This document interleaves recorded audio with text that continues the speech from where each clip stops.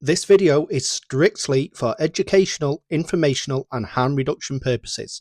It does not promote, sell or encourage the use of nicotine or vaping products.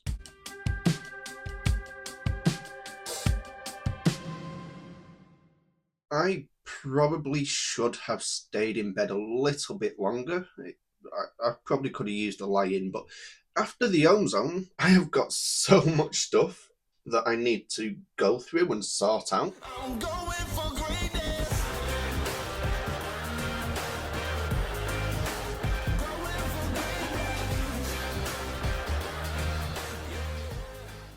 I can't decide if I like what I look like wearing a cap. I can't decide if it suits me or not. So, does it suit me? I am subtly showing off the little bit of Ohm Zone merch I picked up while I was there. This is the only thing I managed to pick up. I couldn't quite afford one of the shirts. I did not financially plan anywhere near good enough because Ohm Zone has kind of drained me. I've come away with so many things, mainly juice. Normally what I do when I go to an expo or a convention like the Ohm Zone is I would release my main videos first, so my actual vlogs of the event. I'd get them out first and then I'd do this kind of video after those have come out, talking about my opinions and my experience at the event. The reason I'm not doing it that way around like I normally do, and I'm doing this one first, well, it's going to take me a few weeks to actually get those actual videos out, because I think from day one I've got 3.5 hours worth of footage, and for day two I've got just under 3 hours of footage. So I'm looking at about 7.5 hours worth of footage what I need to sort through, edit down and then try and turn into possibly 2 entertaining videos. So it's a full day's work just watching that footage back and then editing it all and planning it all out a bit better and whatever else I need to do. So the actual main vlog videos, what I got at the Ohm Zone, is going to be a while. It's 2-3 weeks, maybe a month before I'm actually done with them. The one thing I'm hoping is if you watched my first video about the very first Ohm Zone, I am not happy with the video I made for the first Ohm Zone. I'm really not happy with it. I do not like that video what I put out for the first Ohm Zone. And I'll tell you why. It's because I normally focus, as you guys know, if you watch me regularly enough, I normally focus on this side of the industry. Your big puffs, your pod kits, your disposable quality juices. That's kind of the stuff what I normally focus on. And the very first Ohm Zone which I went to, this is what I'm putting down to my video about the first one being bad or why I don't like it. I walked into the first Ohm Zone and I was completely overwhelmed by everything there. I didn't know or understand anything about that side of the industry. So when people were trying to talk to me about the latest RDA, the latest mech, the latest mod, I was kind of like, and I had no idea what to say. I had no idea what to ask. I didn't understand 90% of what was said to me. And I did kind of shrink a little bit into a shell in that first Ohm Zone, I think, because it was like so overwhelming. And the video what I made kind of shows that. So I'm not happy with it. But this time, at the Ohm Zone tour, The Return, I actually did some homework before I went to this one. Fair enough, my homework didn't consist mainly of Googling and becoming a student of Google for a couple of weeks, but it actually means I actually learned stuff, and I tripped over my words again there. It means I actually went into this Ohm Zone not completely blind, because this time when I started talking to the vendors and they started talking to me about RDAs, RTAs, mods and mechs and everything else they were doing, it wasn't lost on me. Yeah, fair enough. My knowledge is still minuscule compared to everybody else what was there. But the difference that my homework made is now at this one, when someone told me about something, I actually understood what they were on about and was actually able to talk to them about it and ask questions. And there's quite a few interactions I got on video with quite a few of the stands, which were really, really good. And that presents another challenge for me because I've now got 3 hours of footage for each day. And in my head, all of it is good. In my head, all 3 hours, or let's say the whole 7.5 hours in total, I think all of that footage is good and entertaining. But I can't exactly release 2 3-hour-long videos. So I do need to try and cut it down. I'm thinking, and let me know what you think in the comments as well. I'm thinking of doing 2 videos. I'm thinking of doing a day 1 and a day 2. And if I can get them videos to be under an hour long each, I think that might be the best. So that's what I'm going to aim for when I'm editing all this stuff together. You know me, I'm open to ideas. Pop your ideas in the comments. Another idea I might have is I might do that anyway, and then stick the full 7 hours of footage together in one video and just make a 7.5 hour long video and just stick that on my Patreon. Like, no editing, no nothing, just stitch everything together and just stick it on Patreon. And it's like, okay, you can spend an entire day watching Home Zone. Some of it might be shit. A lot of it will be me going my usual and making the villager noises. But again, that is just an idea. Villager noise. I did start doing that thing whenever, because I don't intend to make that noise. I don't do it on purpose. And I did start making fun of myself and putting the picture of the villager on the screen whenever I made that noise. And I should start doing that again. That was funny. At my expense. I laughed at my expense on that. So anyway, let's get into it. The Home Zone on tour, I actually knew what I was looking at this time. I was actually able to talk to people this time. And I have learnt more than most people there have probably forgot. Is that the right way of saying it? That might be the right way of saying it. I'm not sure. But I have learnt so much more about that side of the industry, which I never really look at. I'm going to go around some of the stands. I know some of this might not make sense when I'm talking about it because you haven't seen the main videos yet. But that's another reason for you to hit that subscribe button, because if I talk about something in this video and you're like, well, what the hell is he on about? Hit that subscribe, and then when the main video comes out, you're going to be able to watch that and go, oh, that's what he meant, or that's what he was on about. So day 1 was really, really good. Now, unfortunately, I couldn't take Mrs. Mixer with me. She'd been working the whole weekend, so she was not able to come. On day 1, I took my best mate Nathan with me. And when the video comes out, you'll actually see him on camera as well. He does appear quite a bit in the video. But he also works as my cameraman. And you know what? I've watched some of the footage back, and this is a shout out to Nathan. You're a good little cameraman, saying that you're unpaid and have never done it before. So day 1 might have better camera angles and better camera stuff.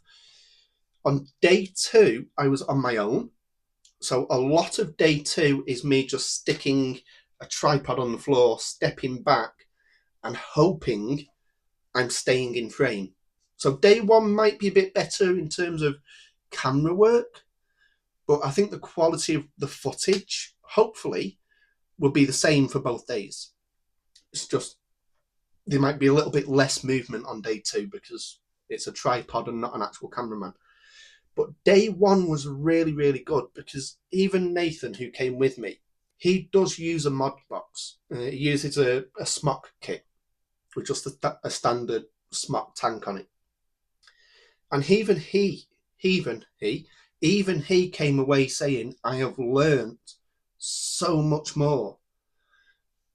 And to quote Nathan a little bit, he came away saying, I have seen products and juices and flavours I never even knew were a thing. I had no idea they existed. And a lot of the juices we tried there as well are brand new flavours, which, to be honest, even myself, me and Nathan, have never even dreamed of them potentially being flavours before. And yet, here they are, the flavours in front of us, we're having a go with them. And they're actually really, really good flavours. So I am going to be covering all the flavours in the main videos as well. Oh, and there's another video what's coming. I've just looked around and seen it now. Homeboy, massive thank you to Homeboy. They gave me this big box thing. Now, the weird thing is, I actually stood at the Homeboy stand talking to Dan, who was on the stand, as this was filled. And yet, even though that was yesterday, I have already forgot what's in it. So I've got no idea what's in here again. I've completely forgot. It's a very long day yesterday. But this is going to get its very own dedicated video where we open it up and actually look at what's inside. So that's going to be its own dedicated video. Discover the art of long fills. So that's going to be a very interesting one. Right, let's get into the stands as well, because let's start with Kiyuki. Now, I've said before we went to the Home Zone, I was saying, you know what, Kiyuki is the one vendor that I am really, really excited for. I'll be honest, a lot of the vendors that were there, I haven't actually heard of before going the Home Zone. Kiyuki I had heard of. And the reason I was really excited is because Kiyuki make one of my all-time favourite juices. It's this one. It's the Ainu. Really, really nice juice. In fact, you know, just to highlight that, if you see where the line of the juice is now, that was a brand new bottle 24 hours ago. I've already got halfway through it in 24 hours. That should tell you enough about the juice. I'm still using it. It's gorgeous. Even in a pod kit. That's what's in here. The Inu's in here, and it's gorgeous. It's not even in a proper mod. It's in a pod kit. Looking lovely juice. So the reason I was really excited is because I've got the two Kiyuki bottles up here at the back. And I picked those two bottles up at the May Expo last year. That was my first time encountering them. And I grabbed those two bottles, and they were gone in like 5 days. And I haven't been able to get my hands on their juice since, which I've been a little bit sad about. It's one of my favourite juices. I really want that juice, and I couldn't find it anywhere. So my aim was to go and pick up a few more bottles of juice from that stand. Now, here's the funny thing, because if you go on my website, which is VAPEMIXR.com, I maintain a list of my all-time top 10 favourite juices. And Kiyuki, their Ainu juice, currently sits at position 4 on that list. It's within my top 5, which is why I was so excited for it. Now, I did not know that Kiyuki actually knew I actually existed. But apparently they do, and they know that they're on my list, which was really impressive. They actually, for one, they knew who I was, and they knew that they were on my list. Now, just to be clear, the list isn't industry recognised or anything. It's literally just me saying these are my favourite juices. My list is a little bit more in depth than that. The way that I review juices, I will go through a full 10ml bottle at least before I give them a score. And I actually have a dedicated scoring system, or a very structured scoring system. So I'll give, each juice has 9 categories, and out of each category they can score out of 10. And then at the end, I add all the scores up from each category to get the total, and then whoever has the highest total, there's my top 10 list. So it's a little bit more scientific than just me going, ooh, that's really nice, let me stick it at number 4. I've actually done some work. So a position on that top 10 list is earned. It's not just given. But aside from that, it doesn't really mean anything. It's purely me, and it's purely subjective to me. But the guys at Kiyuki seemed really, really happy and really impressed that one of their juices is even on that list at all, let alone within the top 5. So Kiyuki actually did something amazing, and I'm not sure, because it was Linus on the Kiyuki stand who I was talking to, and I'm not sure if he said this seriously or jokingly, but he said that we have one. I'm going to paraphrase a little bit because I can't remember exactly, but it was along the lines of, we have one juice on your top 10 list. We want at least one more juice on that list. We want 2 spots on your top 10 list.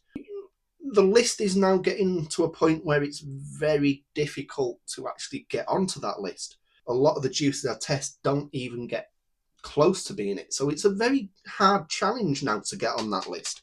Linus was, you know what, fair credit to Linus, who was like, nope, we want it.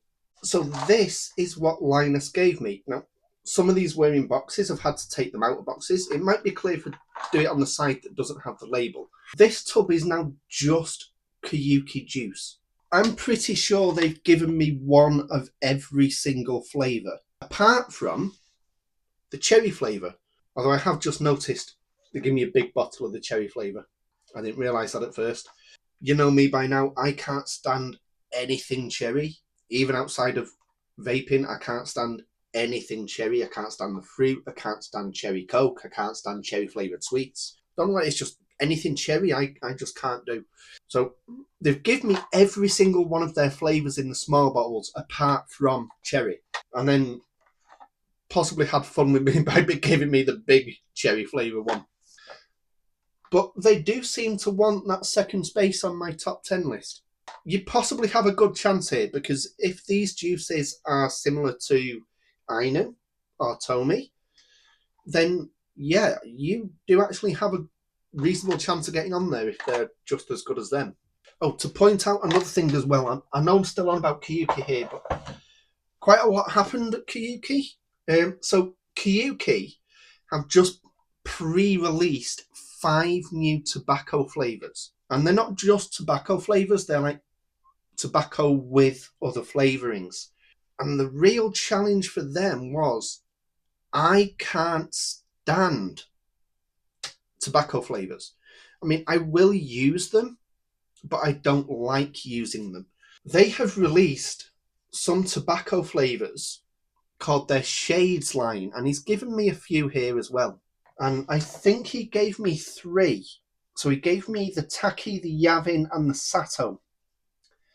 And the reason he gave me these 3 is because he's managed to do the impossible. I'm dropping them. Yes. But he has managed to do the impossible. He has managed to get someone who hates tobacco flavours to actually say, you know what, these 3, I could actually use and enjoy them. So I am going to be doing their own dedicated video. I'm not sure how I'm going to structure that video with the Kiyuki juices yet. I might just do a speed test thing and just test all of them in one go. I'm going to have to buy about 50 pods for my device at this point.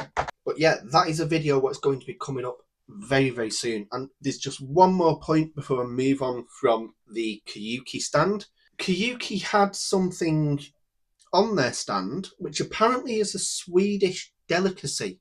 The world's saltiest licorice. Now, I'm not going to spoil it too much, but the guys at Kiyuki challenged me to come back at the end of day number 2 and try and eat a piece of this candy. The world's saltiest licorice. Now, I'm not going to spoil what happened. You're going to have to wait for the main video for it. All I'm going to say is it did not go very well. For me, for Linus, who was on the stand, this is what makes this bit so funny. I can't explain how good this... I'm really happy I got this on camera. Because you've got me in one corner, bent double, coughing my guts out, and you've got Linus stood there going, just throwing more in his mouth like they're nothing. It's like he's eating Haribo. And I'm there in the background, doubled over, gagging on water. And it's like, you know, I said I wasn't going to spoil it. I've just kind of spoiled it. But I can't explain it. I've watched that footage back. It's possibly a highlight of the entire weekend, is that little bit of footage. So you're going to have to wait for the main video to actually see that. Another stand I want to give a good shout out to is the guys from Modfog, who were also supporting Luscious and Fluid. They were kind of exhibiting all three. And I did actually pick up a couple of juices from their stand as well. And I tried both of them. Really like both of them. This one is the Yorkshire Sipper, like a tea and biscuits flavour. And I also picked up their apple pie crumble. Really like these flavours when I was there. So it's like, you know what, yeah, give me a bottle of each because I want them. But really nice guy, really funny as well. Like when the video comes out, or when I finally get round to releasing the video, I'm going to try and leave it in because the guy on the Modfog stand was really funny. Really nice guy to talk to. And he let me have a go of a really powerful mech that apparently burns hot. Now, I'll be honest, I'm still not sure what that exactly means. Because, again, my knowledge compared to everyone else there is tiny. But it's a big, massive brick thing. And he said it's a direct battery burning hot. And you'll never taste anything like it. And I actually had a go of it. And you know what? That's on the video as well. Me having a go of that big, massive brick of a vape. And he taught me a lot. And he started explaining to me that flavours taste different at different wattages. I'm going to leave all this in. I'm going to try and get all this in because my aim for this video, for the actual videos for the Ohm Zone, is I want to, for one, make a better video that I'm happy with. I've already explained the first one I wasn't happy with at all. So I'm hoping this video will be a lot better and I'll be a lot happier with it. But I'm also hoping that a lot of the knowledge and the insights I managed to capture on camera, I want to put in the main videos so that you guys can benefit from it as well. Because I know the majority of my audience also are these kind of devices when I don't knock stuff off the shelf. So a lot of what I encountered at the Ohm Zone for myself and the majority of my audience, we've got no idea what they are. So I'm going to try and leave his explanations in. And he made a really good analogy about an apple pie. If the apple pie is warm and it's just come out the oven, it tastes nicer. If it's been sat there for an hour and gone cold, it doesn't taste as good. And he kind of demonstrated this to me with different devices. The exact same juice in the same device, in different devices, can taste wildly different. Now, that's something I think I was vaguely aware of that fact, but it's not something that I actually realised how big the difference is. Because in my head, it's like, okay, yeah, there must be a difference between using a pod and using a mod. But in my head, it's, well, the juice is the juice. It can't taste that completely different between devices. And the guys from Modfog were really good at proving to me that maybe my assumption was wrong. Okay, it's not a maybe. My assumption was wrong. Because the exact same juice in a device like this and in an actual mod or a mech can taste completely different. The exact same juice, completely different. And then we got to VAPEMIXR and Stu at VAPEMIXR. And he expanded on that a hell of a lot more. And Stu actually came out with a line which I told him I'm going to steal that line. And here is the line he said. There's no such thing as bad juice, just bad use. Which, you know, yes, Stu, I've stole that line off you. I'm using that line from now on. And Stu did go a little bit further than the guys at Modfog.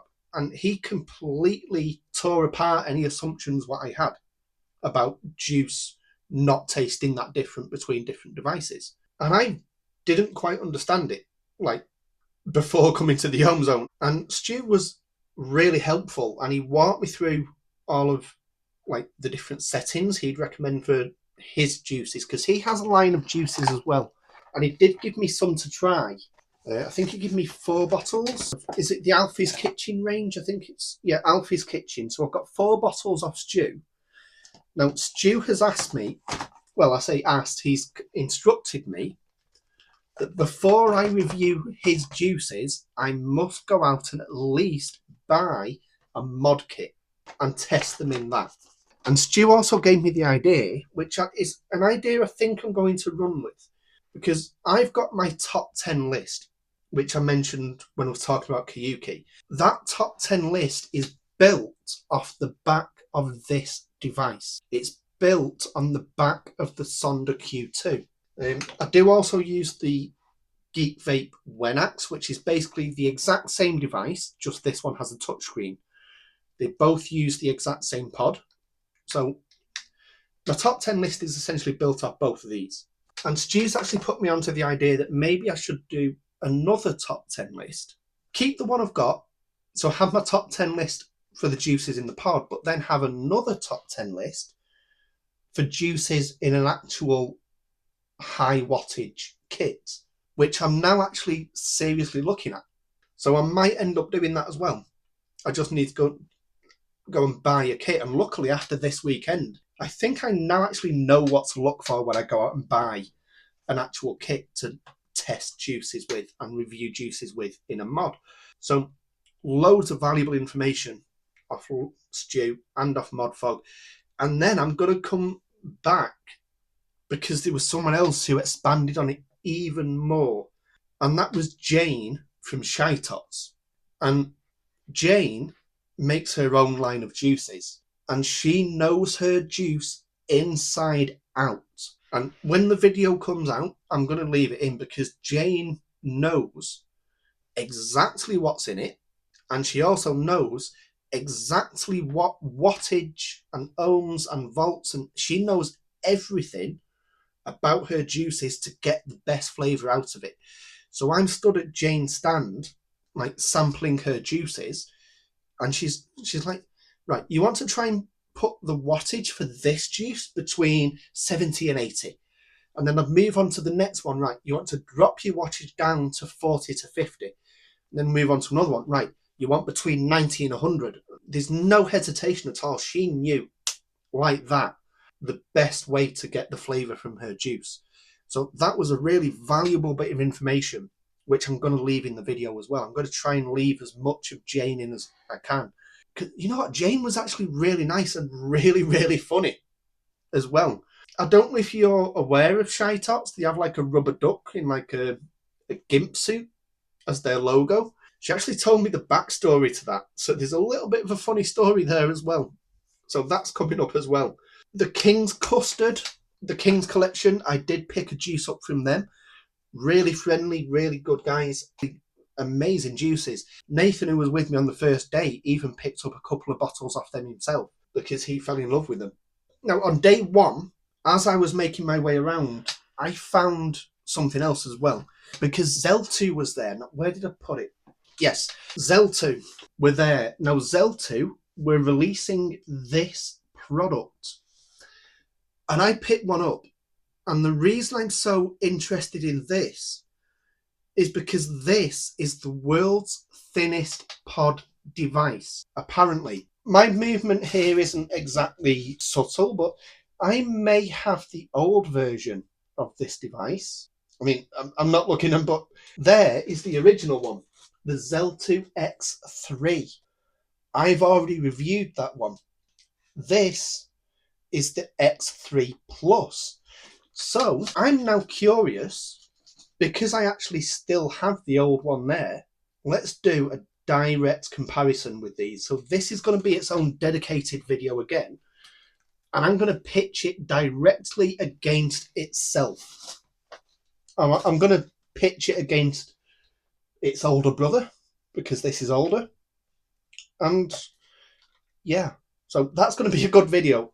Now, I am aware that I am missing quite a lot from this video. I'm aware how long it's dragging on as well. There's a lot I'm not covering because there's a lot what happened at the Ohm Zone. Now, I'm going to get a little bit on a personal note here because for the last year, I've been slowly crawling towards 1,000 subscribers. And it actually happened at the Ohm Zone. I actually hit 1,000 subscribers at the Ohm Zone, resulting in this. I just hit 1,000 subscribers! So yeah, I did embarrass myself a little bit there. Everybody there was really friendly. I got on with everybody there. I wasn't made to feel like an outsider, even though I covered this side of the industry. Everybody was willing to talk to me. Everybody was willing to educate me.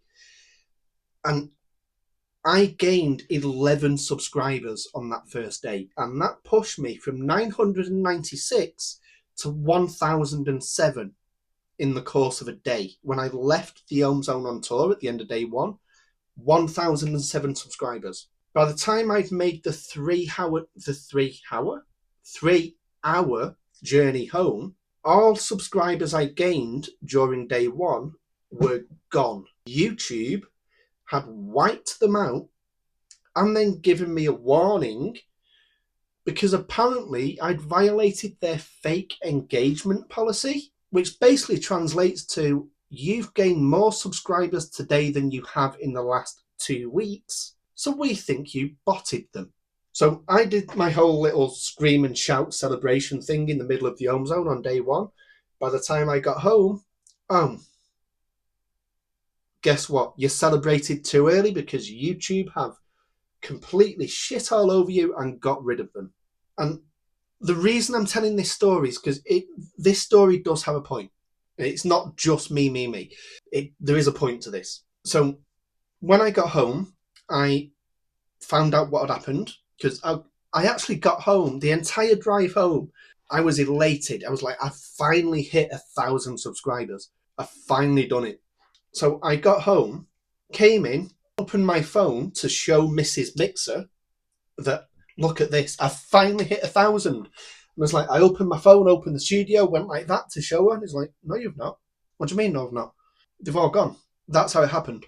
I came home really excited, didn't look at my phone, just opened it, clicked the button, went like that in her face. Look, I'm over 1,000. No, you're not.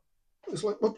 Oh, I'm back down to 996. And it's like, well, how the hell has that happened then? Because it can't be that everybody who subscribed to me today has waited for me to leave and then unsubscribed. I mean, that would just be evil if they did that.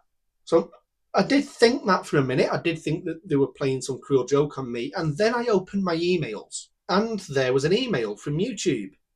You have a warning on your channel for fake engagement policy violation.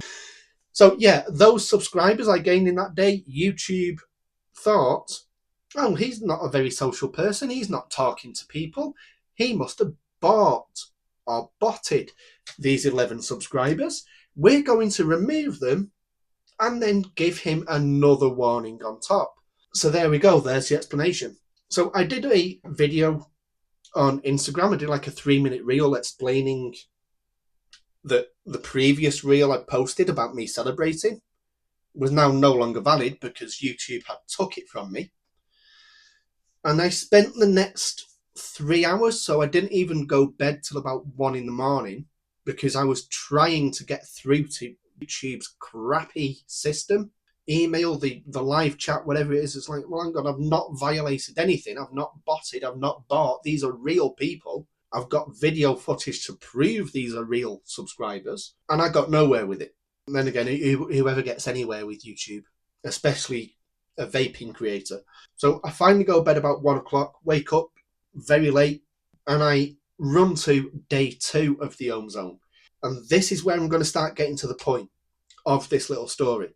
Because I did get to day 2 a little bit late. It was a very long day and a very long night the night before, like on day 1. So I was there a little bit late. And I'm guessing I walked in a little bit defeated, or looking a bit defeated. And I'll be completely honest, at that point, it was like, well, why did I come? What's the point? I'm here to make a video for YouTube, and YouTube are shitting all over me, so why am I bothering? So I'm guessing I did walk in looking a little bit defeated. This is the point I'm getting to, finally. It turns out that the Instagram reel I shared the night before about what YouTube did turns out that almost everybody at the Ohm Zone watched that reel.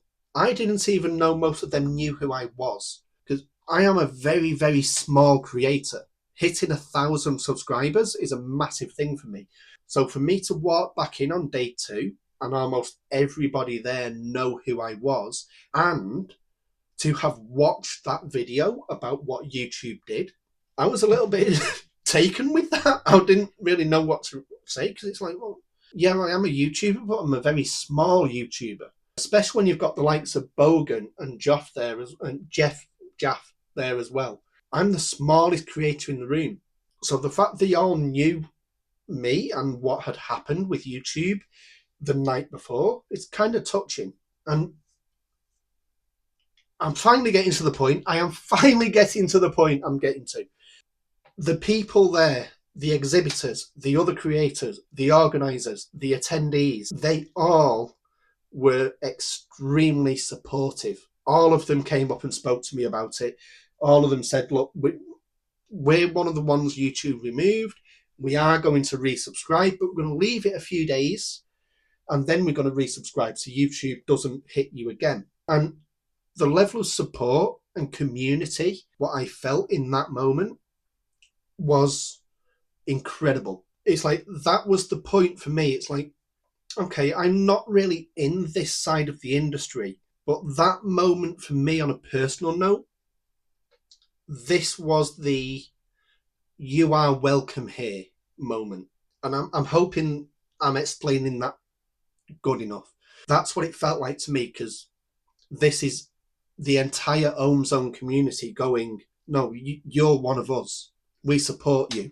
And I am actually getting a bit emotional about it. I did get emotional yesterday at day 2 as well, because the level of support I got from everybody at the Ohm Zone was incredible. It was incredible. And slowly now, I have now gone back over 1,000 subscribers, because a few more people from the Ohm Zone did subscribe.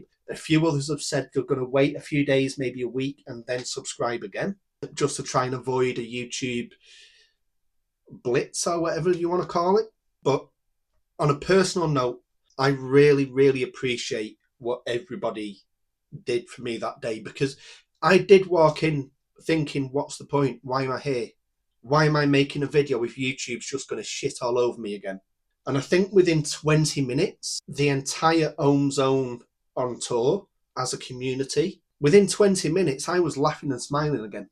All of them came together to support me and really cheer me up and really like build me back up, which is something I needed. I really needed that. So on a personal note, that now has cemented the Ohm Zone a place in my heart. It really has. So I am now going to try, and well, I'm going to make a very good effort to go and vlog every single Ohm Zone what happens. So the next Ohm Zone, I'm going to be there. The one after that, I'm going to be there. The one after that, I'm going to be there. Even if YouTube nukes my channel, I'm still going to go the Ohm Zone. Even if I just sit in a chair and talk to people and socialise without filming anything, if YouTube nukes me, I'm still going to go the Ohm Zone, just so I can socialise with the people what built me back up. And it really is appreciated for everything, that all the support that I got off everybody. I mean, don't get me wrong, right? Because I wasn't, the entire weekend, everybody was really friendly. Everybody was really welcoming. But for me, it was that point at the start of day 2 where it almost feels like the entire community rallied around me. That was the moment for me where it's like, okay, I belong here. That was the catalyst for me. I was made to feel welcome the entire weekend, but that point for me was, you're home. We understand. We get it. We're with you. We have your back. That was the moment for me. And I am really, really appreciative of everybody at the Ohm Zone who was there. Really appreciative. And I have made so many friends at the Ohm Zone. So many friends. I have connected with other creators. Like, I spoke to Bogan again. I met him at the first one, but it was a very quick conversation, but I ran into Bogan. I had a really good conversation with Jaff. I may end up doing a live with Jaff at some point if we can work out our schedules. The Vaping Jester, I ran into him as well, so there's another content creator. I will link all of their YouTubes in the description for this video as well. Go and show them some love and maybe comment, hey, VAPEMIXR sent me. He said to say thank you for the support. Yeah, go and do that actually, yeah. Go and subscribe to these 3 channels and then say VAPEMIXR said to come and thank you for supporting him. Especially with what YouTube pulled. And I should probably end this video now. This is going to be a long video and I've not really said very much, have I? No, I've just kind of waffled. I don't script my videos. You know I don't. I just hit record and start talking. And then off we go and eventually something happens. The main vlogs for day 1 and day 2 are probably 3 or 4 weeks away because there's a lot of work I have to do on those videos. They will come. It just won't be quick. 3 hours of footage for each day. Yeah, I've got a lot of work ahead of me with that. And so many more juices I need to review and test. So I've got a load more content to make just off the back of the Ohm Zone. But yeah, if you're not subscribed, please hit that subscribe button. But maybe if someone else has subscribed that day, hold off and do it the next day just so YouTube doesn't think I'm botting my subscriber count again. Yeah. Also hit the like button and leave me a comment down below if you would be so kind. Were you at the Ohm Zone? What if you were? What did you think of it? One thing I am going to say just before I do end the video, the Ohm Zone was a great experience. And if you were not able to come to this one or the first one, keep an eye on my Instagram because I can guarantee you the second that they announce the next Ohm Zone, I'm going to be sharing it. I'm going to be posting about it. And I really do encourage you to get your tickets. Come along to the Ohm Zone. Come along to the next Ohm Zone. And I can guarantee you, you will not regret it. It's a great community. Lots of people willing to teach. Lots of products and juices for you to try and have a look at. Lots of amazing vape mod met kits, some of which, going back to Vape Smarter, some of his mods, it's like, how the hell did you even come up with that idea? And yet here it is, I'm holding it in my hand.